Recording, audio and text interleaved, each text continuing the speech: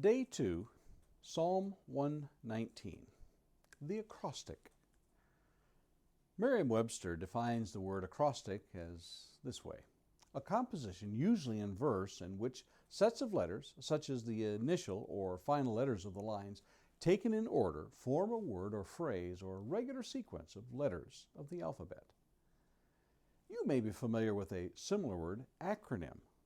For instance, the acronym GRACE, G-R-A-C-E, stands for God's Riches at Christ's Expense.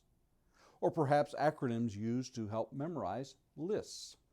The 5 Great Lakes of the northern United States uses the acronym HOMES, H-O-M-E-S, which stands for Huron, Ontario, Michigan, Erie, and Superior. However, an acrostic, while using the principles of the acronym, utilizes entire sentences, turning them into a composition, as noted in the definition above.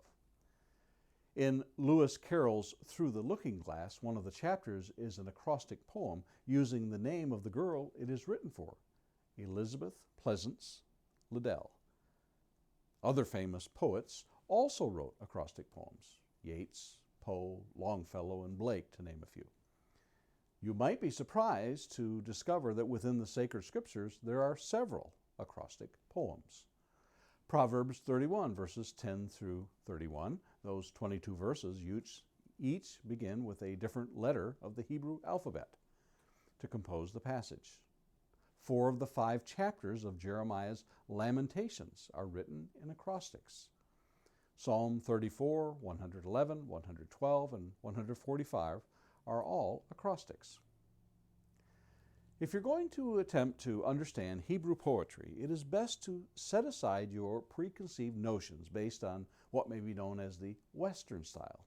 That is to say, rhyme and meter based on the English language, which is itself based on Greek and Latin poetry. Hebrew poetry is vastly different.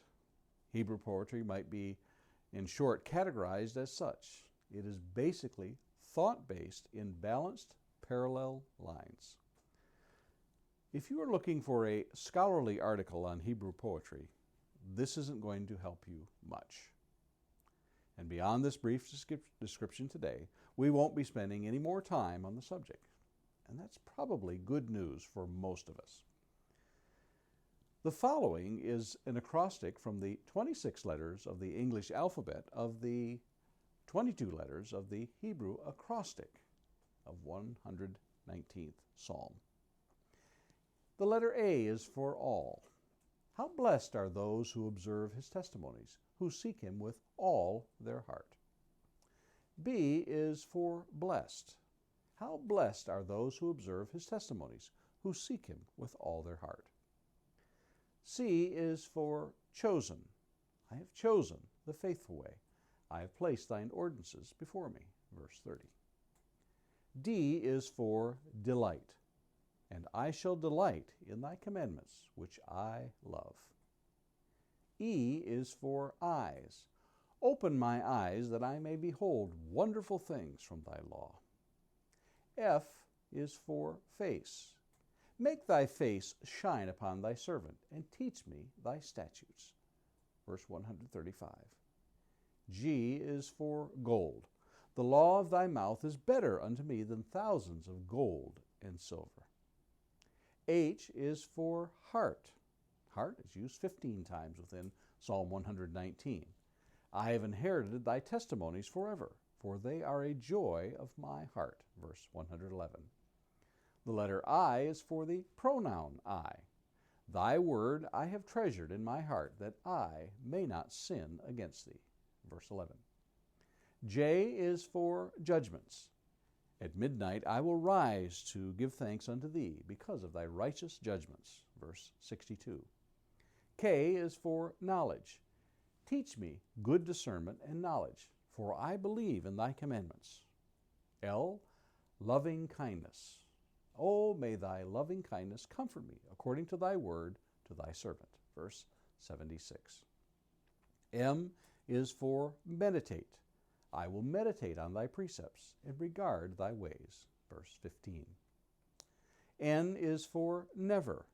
I will never forget thy precepts. for by them thou hast revived me. O is for ordinances. I have sworn, and I will confirm it, that I will keep thy righteous ordinances. Verse 106. P is for path. Thy word is a lamp to my feet and a light to my path. Verse 105. Q is for quicken. Great are thy tender mercies, O Jehovah. Quicken me according to thine ordinances. Verse 156.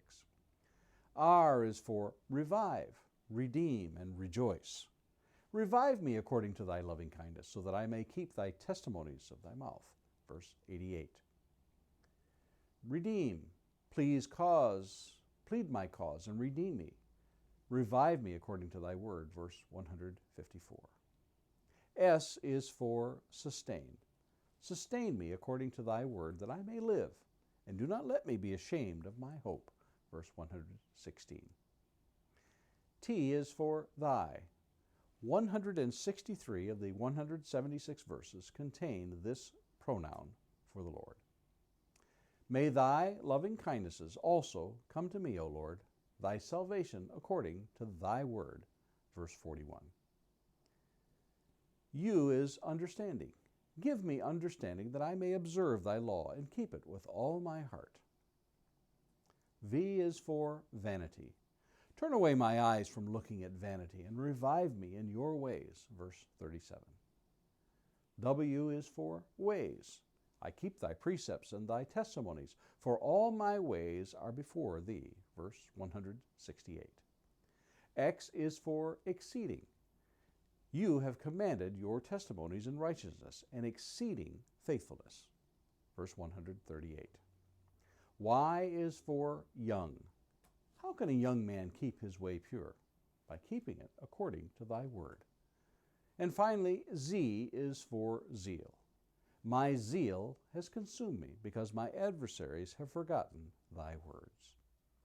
I hope this acrostic of an acrostic has been enjoyable to you and a learning experience.